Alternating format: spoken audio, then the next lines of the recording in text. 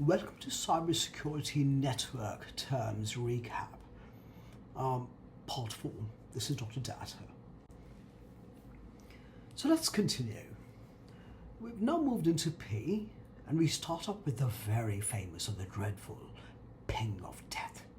So ping of death is a type of denial of service attack that's caused when a hacker pings a system by sending it an oversized ICMP packet that's bigger than 64 kilobytes. So what happens is, typically you're trying to, when you ping, you're basically communicating and saying, are you active? Are you live? Are you live? So suddenly if you send an ICMP packet, then what happens, which is larger than the 64 kilobyte size, what happens is this oversized packet makes the system go a bit berserk, and it doesn't know what to do, right? So a ping of death therefore is a denial of service. So it basically overwhelms the system with a very large packet size that doesn't know what to do. And then of course hackers tweak it and safer to make sure that the packets are sent that are larger than 64 kilobytes. The next one is something called a port. What is a port? A port is basically nothing but a logical setup, very much like you've got physical ports on your system. Your physical ports are USB ports, your HDMI port, your once upon a time used to be the serial ports and the parallel ports for connecting printers and connecting mice and so forth, right? And all that. The port we're talking about is a software-based, it's not a hardware-based location, but a software-based location that organizes and sends and receives data between devices on the network. So these ports are logical, right? They're not physical, they're logical setup. They're logically segregated so that you know that, okay, this particular port is just for HTTP. This particular port is for TCP, or sorry, FTPs, and so on and so forth. So what this does is it creates a logical marker for different ports, right? So a port would be, it's a logical setup for communications across different things. Next one's called port filtering. So port filtering is a firewall function that blocks or allows certain port numbers to limit unwanted communication. So you're filtering the ports, which says that, well, very much like a port, a shipping port will say this type of ship can't enter, that kind of ship can enter. A ship carrying this particular flag can't enter, the other ships can enter. So again, what they try to do is they try to reduce port numbers so that you don't have all these ports open. And remember, when we do nmaps and so forth, all we're trying to do is trying to see how many ports are open. The more ports are open means more chances for something to get in. So it's very important to filter ports so that you're only accommodating traffic that is worth accommodating. Typically web traffic and some kind of maybe an FTP traffic from time to time, but again, that very, very cautiously, but not having things like RDPs and so forth, like remote desktop protocols. Then the next thing is something called a proxy server.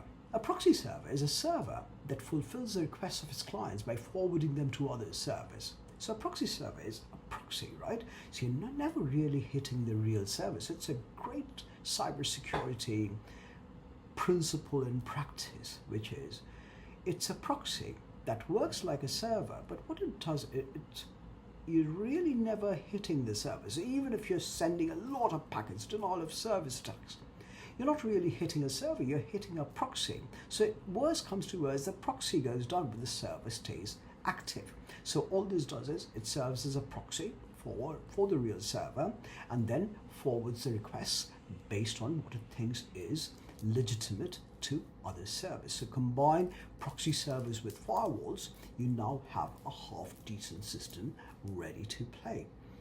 Next one's replay attack. Replay attack or replay attack is a network attack performed when a malicious actor intercepts a data packet in transit and delays it or repeats it another time. So what you're doing is you're trying to sniff. We talked about sniffing. You try to sniff and stay as man in the middle, right? Or on path attack. You intercept it and then you delay the packet, or you repeat the packet again so as to confuse the system and oftentimes even overwhelm the system. Next one's called reverse proxy server. So this is a reverse proxy.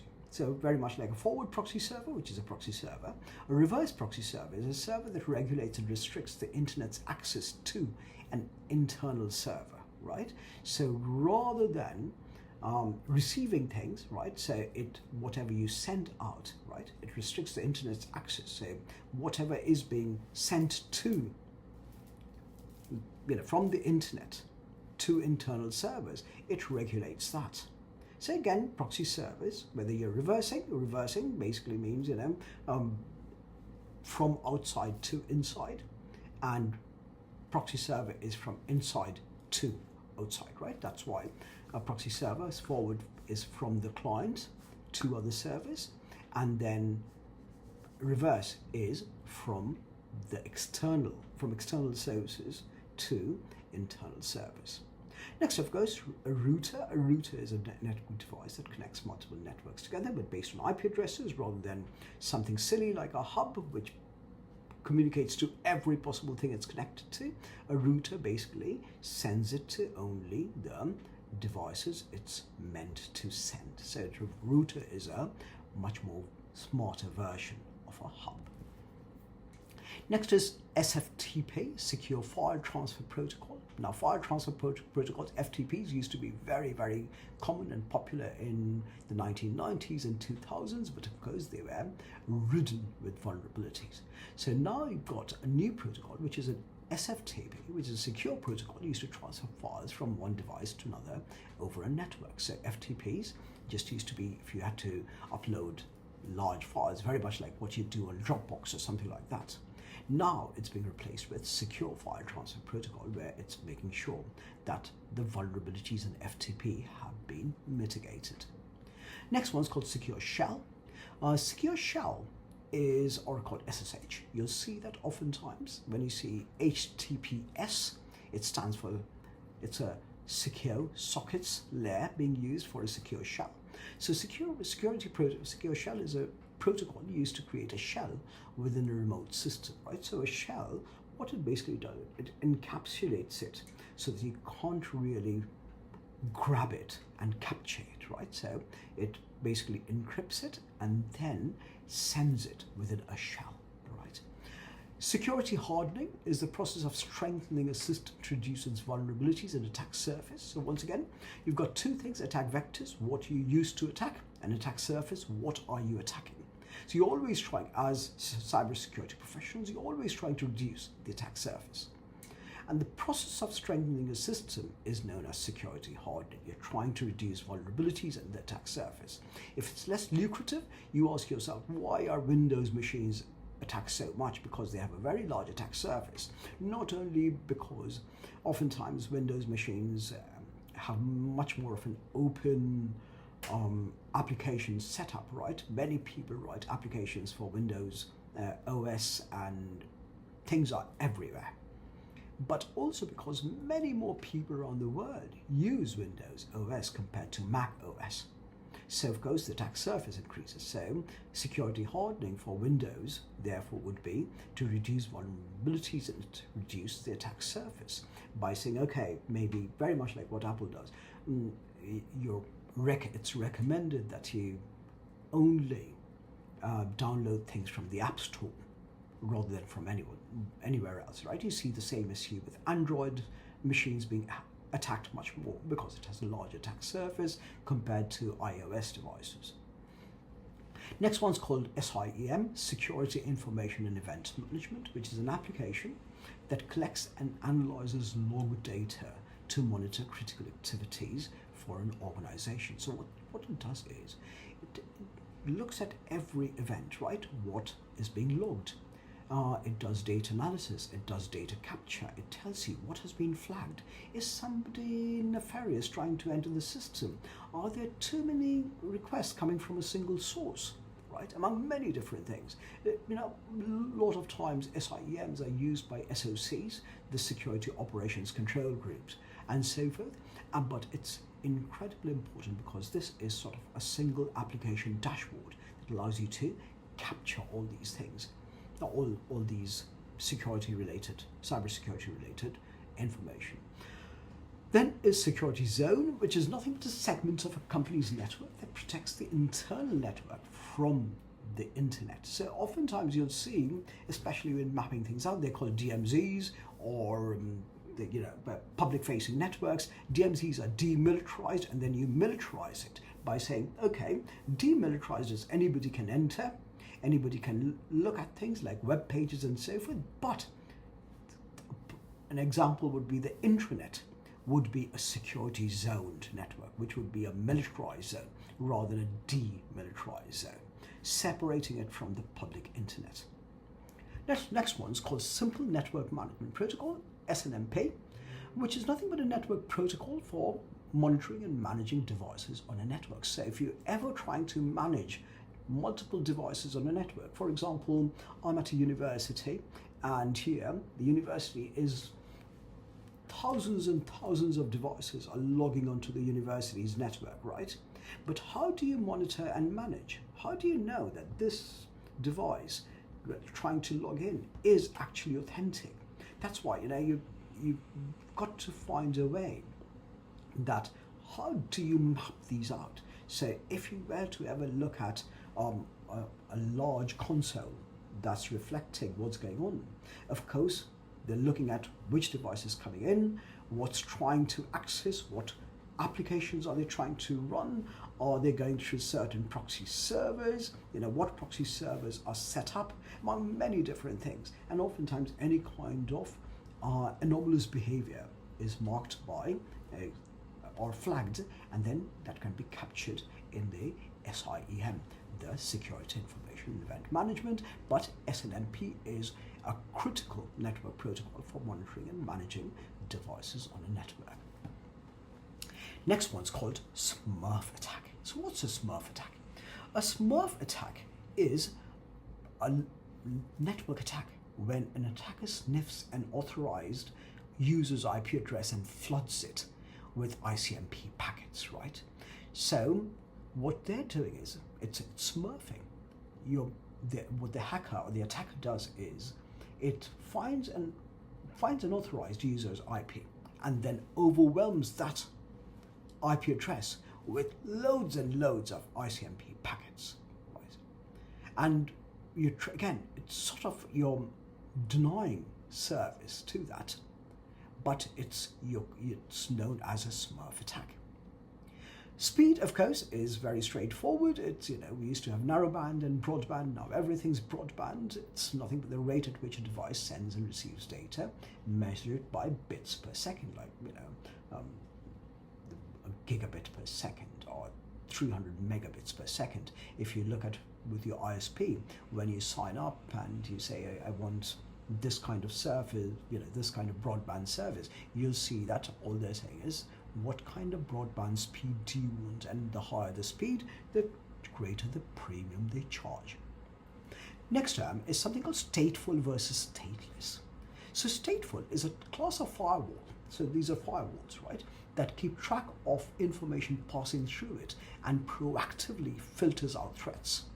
So it is stateful, which means it's constantly, it's proactively, so a lot of AI is now going into this, which is predictive analysis of threats, and it's proactively filtering out threats.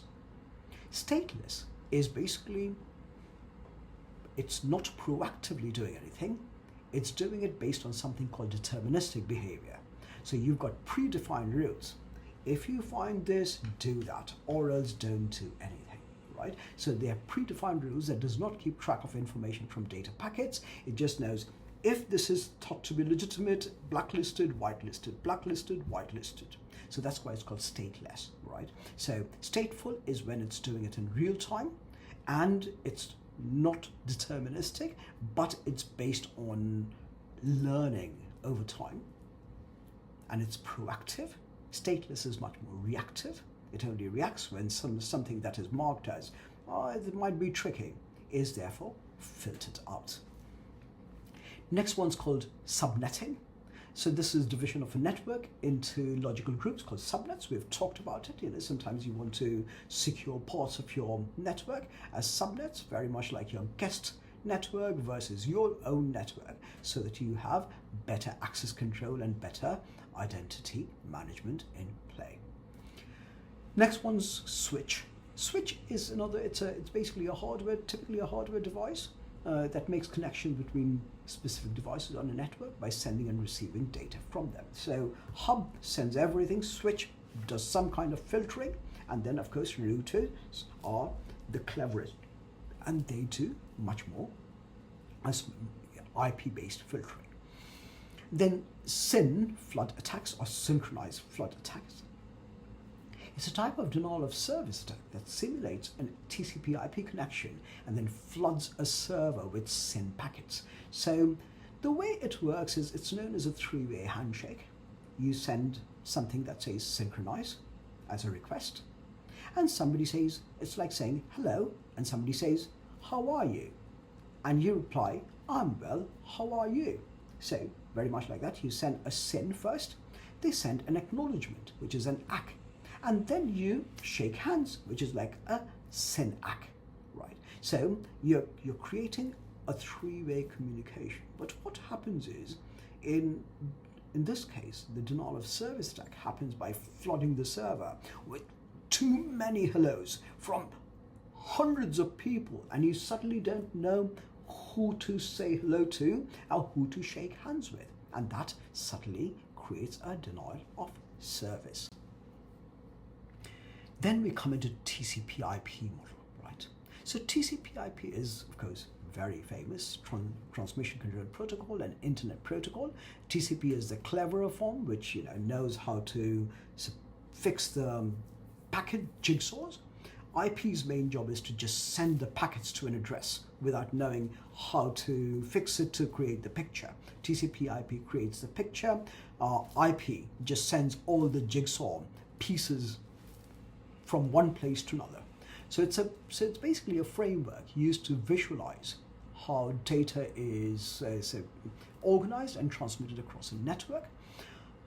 TCP allows two devices to form a connection and stream data, but also to organize that data, because packets are sent in different orders. Somebody has to get these different pieces of the jigsaw and put them together, right? And therefore it needs that three-way handshake, right? The SYN-ACK, SYN-ACK, and that's the transmission control protocol three-way handshake. However, IP only sends these, think of each jigsaw piece being sent at a different time, and it arrives at your doorstep and you say, oh my God, I've got like 300 different jigsaw pieces. TCP then comes in and says, oh, I know how to organize them, let me show you how, and it does it. Next one's called an uncontrolled zone, which is the portion of the network outside of the organization. Of course, this is the demilitarized setup that everybody can enter, people can get things and do things and so on and so forth. The next term is UDP, User Datagram Protocol. It's very, very important nowadays, especially with smart devices. It's a connectionless protocol that does not establish a connection between devices before transmissions. So oftentimes you see UDPs work with smart devices a lot. It basically is a connection. All it wants to know is if something is active. It doesn't need this three-way handshake to create a secure connection or a legitimate connection prior to that. Next terms, VPN, Virtual Private Network. It's incredibly important again. This is the only way you can actually encapsulate the data that you're sending from one place to another.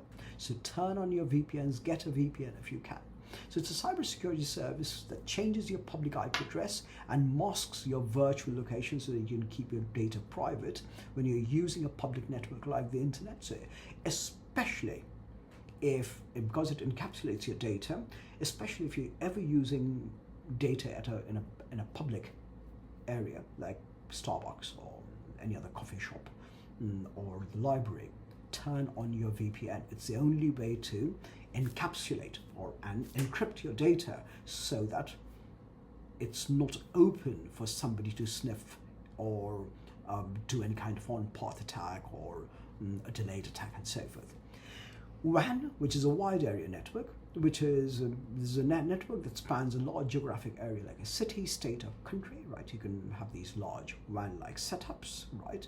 And very much like what you see nowadays with Starlink and Amazon's Kuiper, they're trying to create these wide area network setups.